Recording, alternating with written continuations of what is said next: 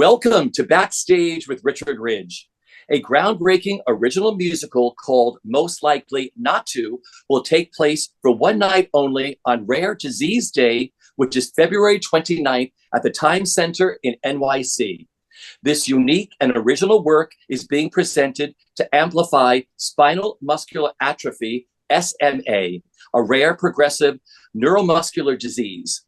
The evening is part of the SMA My Way program and Genetic, and will be available for streaming after the initial performance. This musical hopes to highlight the challenges that people living with disabilities face. The show will be a rare example of true representation for people living with disabilities, and the cast will feature actors from the SMA community who also wrote the show, including my guest, Shane Burcaw, and the show's director, John Tartaglia. A big welcome to both of you. Thank you. Thank you so much. Well, first of all, Shane, where are you right now? Are you in Los Angeles? Right now, I'm in sunny Los Angeles, where actually it's not very sunny at the moment. But I'll tell you, the window gives you great lighting, my friend, just so you know. And John, where are you? We're here at Pearl Studios in New York City rehearsing the show. Well, this is all very exciting. You two are about to take part in Most Likely Not To. How excited are the two of you? Shane, I'll start with you. How excited are you? I could not be more excited for the debut of the show. It feels like we've been working on it for years and years. It's been over a year that this idea has been being worked on. So the fact that it's just a few days away, I cannot wait. And John, for you? Oh, I'm very excited. I mean, I think it's anytime you get the privilege of working on a brand new show and a new piece that is made with so much love and so much heart and so much intention like this is, then I think it's a rare gift in our business. And I'm excited for audiences to see this beautiful story. So how are rehearsals going in New York, John? Tell me. They're great. I mean, it's always the theatrical situation, right? That you're like, if we had 3 more days, that's always what I say in every rehearsal. You can have like 6 weeks, and you're like, if we just had 1 more day. But honestly, I think it's gonna be great. And the cast is so focused. Everyone's so dedicated to getting it right. And I think we're all experiencing this equal journey of coming together to make something new, make something original, and making sure that the story is really gonna come through, because that's the most important thing, is that people really care about the characters and really invest in the story. But it's been great, and it's been honestly really joyous is the word I would use. Yeah. What does this event mean to both of you personally? Shane, for you? Yeah, I mean, our media over the years has not always done the best job at accurately portraying stories of disability. That I'm putting that, very lightly.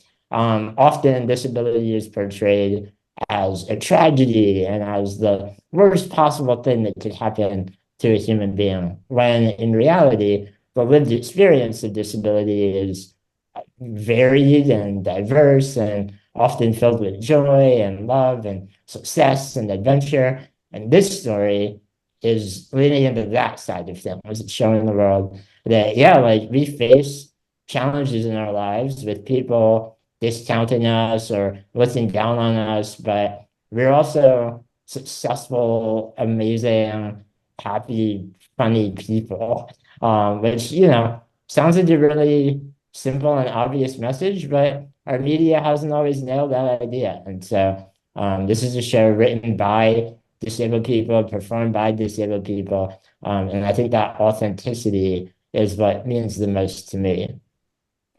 Yeah, I agree. I think it's the authenticity factor. I think the fact that, like Shane's saying, oftentimes, like you were saying, like the focus of the story is this person has a disability, and here's all the reasons why, we're going to either feel bad or we're going to heighten all of the things that they can't do. And we're doing the opposite. It's these people happen to have this condition, and we're showing a normal day in their lives and the struggles that they face, but also the laughter. It's really I think I used this word earlier, but it's true. It's a joyful celebration, and it's an awareness, and it's kind of correcting some bad information that's been out there for too long. John, how did you get involved with this, to direct this? I got a call from the producer, Kevin Duda, who I've known for so many years. And, when we were both young Broadway folks, and now we're both 100. He's going to kill me for saying that. But he said, I'm working on this new musical, and would you want to come to New York City for a couple of weeks and work on it? And I just, I live in Los Angeles now, so anytime I can work in New York, I get excited to come back home. And just as soon as he said what it was about, I was like, yep, sign me up. Like, I think it's such it's such an original idea and such an important thing to get out there. And I just fell in love with it.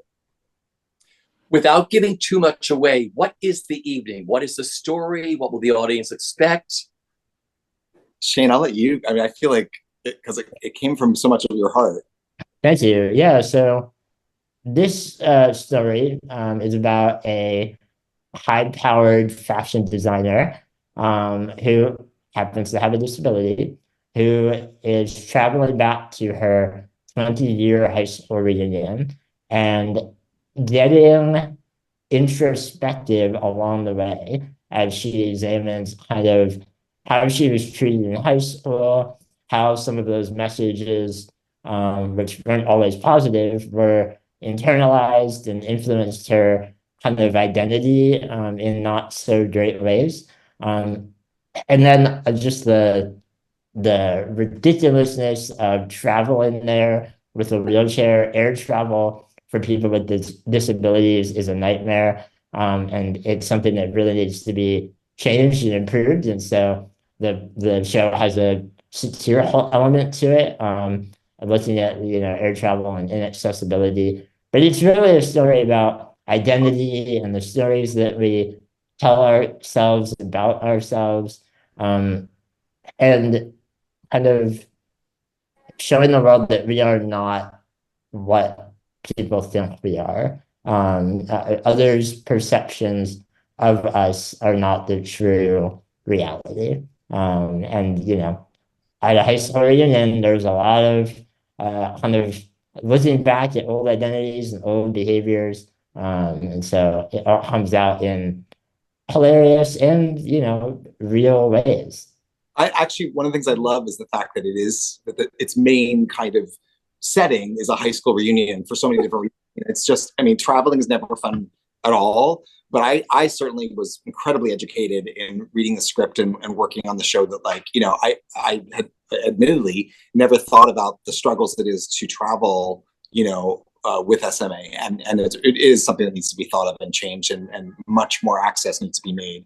So that's one piece of it. But I think also there's the incredibly relatable piece that anyone who's seeing the show can understand, which is that awkward, personality reveal and clash and that happens at a high school reunion, and those people that have changed, those people who haven't changed, and those assumptions you made when you graduated senior year that you've never bothered to kind of find out the truth, and then you finally do. And I think I've never heard someone come back from the high school reunion and not have a great story to tell. And I feel like that's why this is so relatable, because everyone can understand that. It's hard enough to travel regularly. I can only imagine what it's like traveling with SMA. I mean, but you find the humor in this too. I'm sure the story is poignant and everything else, but you find the humor, which I find the humor in everything. My glass has always been half full too. So I always look at life that way. And I just love that you're, with SMA, you're putting it out there. Talk about Rare Disease Day, which I think is fascinating. Talk about February 29th and what it means to the community. Shane, I'll start with you. Yeah, so Rare Disease Day, which falls on leap year this year, the rarest day of all, is a day to raise awareness and celebrate the lives of people living with rare diseases. SMA is a rare disease, and I just think it's really neat that the show, which is so focused on the identities and experiences of people with a rare disease, is debuting on Rare Disease Day. And so we hope it'll help people who maybe have no experience or knowledge of rare diseases get interested and check it out and learn something while being hopefully wildly entertained. Yeah, and I actually did not know there was a rare disease day until I started working on the show. And so, I'm 46 years old. I'm ashamed I did not know that, but now I do. And I think that, I think that double awareness of what we're talking about plus happening on this particular day is just fantastic. See, I do too. I talk to people that have, excuse me, I talk to people who have rare diseases. They're like, I didn't know this day existed. Yeah. They're all excited for this on February 29th. I have a lot of people who are going to this. So I'm thrilled about that. What has made being a part of this? I know it hasn't happened yet. February 29th is right around the corner. But John, what's made it so special for you? Oh my gosh. I think it's a combination on the theatrical side. It's like I was saying earlier, I mean, anytime you get a chance to create something new, it's just like, here we go. Everyone buckle in and we'll see what comes out of it. And we kind of have to use it's a fast process. So we have to all have best instincts, which I love. I actually am one of the rare people who likes a fast rehearsal process because I feel like everyone's, best choices come out because there's no other choice. You just got to get it out. And so that part of it's really wonderful.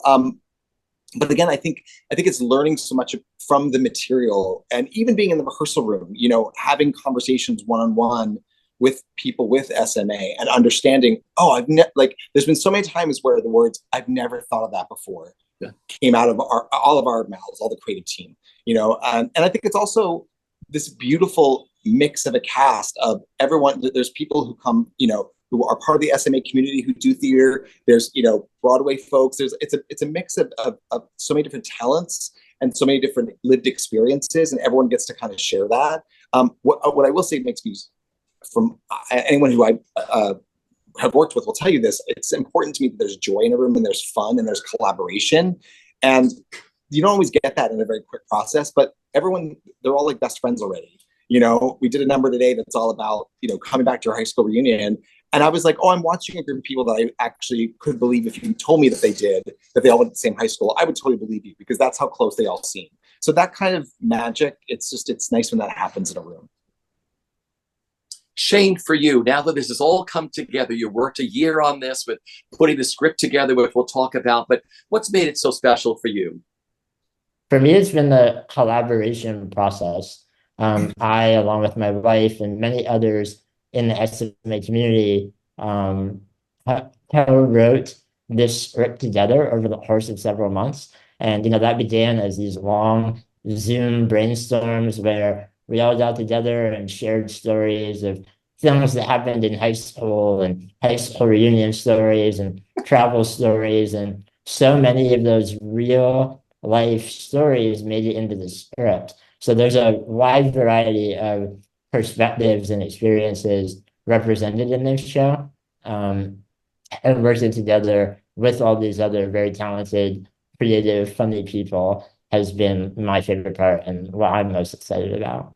And I have to say really quickly, I think what they've done so brilliantly with the script is that, again, even if you haven't met someone from the SMA community, there was always that person in high school that everyone, had an issue with. Maybe they were like a little too zealous, a little too like into themselves. And we definitely represent that. And then there's that person who maybe people didn't know they were going to go as far and be as successful as they are. It's a really fun kind of chance to laugh at those things that everyone's had that experience. Everyone's had those people in high school. The nerd suddenly is running Google, and the football star is not. So I think it's an interesting combination of lived experiences. Shane, you and I were talking before we started. The writer's room sounded incredible, like the way they put a sitcom together on TV or write a film. I mean, were you all in Zooms together? Did Genentech, do they have systems you work through, or how did you all create together? Yeah, so Genentech's SMA My Way program is a social outreach and awareness program for SMA that Genentech has been running for many years now. My wife and I have been involved in it for 3 or 4 years now. And basically, they give us the freedom and opportunity to create in pretty much any way that we can dream of. We've done a fashion show. We produced a song a few years ago. And it's all about, giving the SMA community a platform to educate the world and to tell our authentic story. But yeah, so the SMA My Way program, has a variety of members who are either living with SMA or family members of people with SMA. And we came together over Zoom and brainstormed this idea out for a long time. Then we all kind of wrote our separate parts offline, came back together and analyzed what we'd done and punched up each other's parts and stuff like that. So it was, again, a very collaborative process. And it just felt cool to see so many different perspectives making it into the story in the form of jokes and things that have happened to characters. Well, it's a wonderful site. I've spent the whole week at SMA Way. I mean, it's so insightful. It's just a wonderful site creatively, and just you can hear people's stories and how they achieve things in their life. For anybody, if you have someone with disability in your life, or you just want to find out more about this, SMA Way is a gorgeous website. It's so beautiful to navigate through, and it's so inspirational to listen to the stories and see what you've all done there. Really wonderful, Shane. Really great. Now, you and your wife, Hannah, I mean, you're YouTube stars, you're Instagram stars. I mean, I've been following the two of you. It's amazing to watch the content you put out there and just following your story. Tell me what it's been like with you and Hannah, like putting your life out there and showing what you do and what you want to achieve with your sites. Thank you. So I never ever imagined that I would be calling myself a YouTuber. I have a degree in journalism, and I was going to be, I published a few books, and I thought that was kind of my life journey as a writer. But maybe 6 years ago, Hannah and I had a random idea to make a YouTube video about a road trip that we were doing.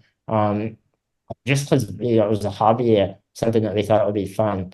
6 months later, we had 100,000 people tuning in to watch our videos every week, and we realized that we had an opportunity to really educate the world in a fun way. People, there are all kinds of misperceptions and stigmas about disability that are really damaging, not just on an emotional level for people, but in systemic ways as well. And we, through these fun, silly videos where we're, showing people our daily life and our travels, we're able to highlight many of those misperceptions and show people the reality of what it's like to live with a disability, and that it's not the negative tragedy that much of the world believes it to be.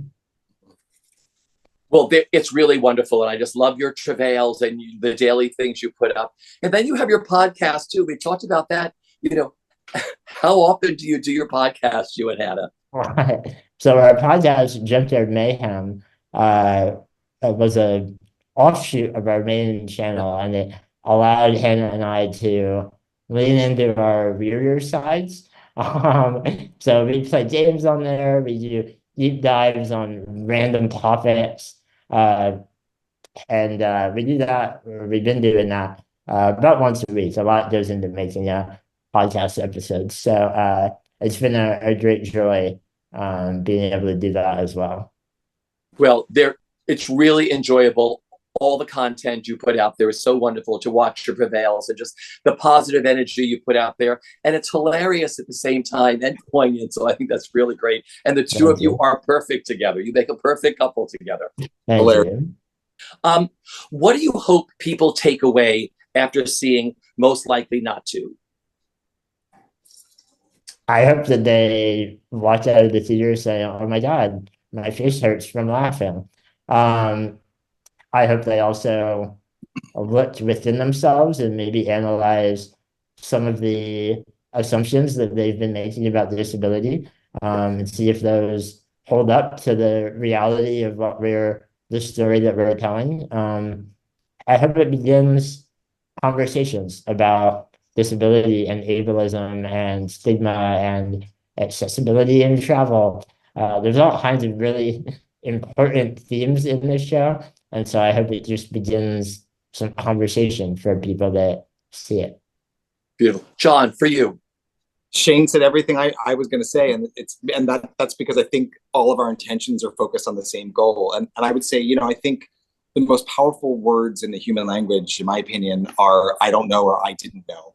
And I think it's okay to say you didn't know something and you weren't aware of something. And I think that's what people will hopefully take away from this. And I think the other conversation that's been really educational for me is that sometimes good intentions get in the way of appreciation. You know what I mean? And I think it's truly learning to appreciate and celebrating the fact that having a disability that doesn't make your life any less full of joy, any less full of experience, any less full of powerful moments, And I think that's something that I think is part of that conversation that Shane was saying, that hopefully will get started when people leave the theater.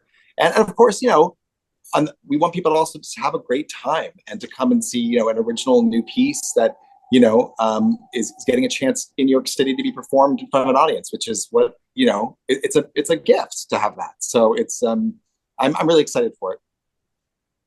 But once again, Most Likely Not To, the musical, will take place on Rare Disease Day, February 29th at the Times Center, and then will also be available for streaming sometime right after that. Thank you, Shane and John, for joining me. Have the best time on February 29th.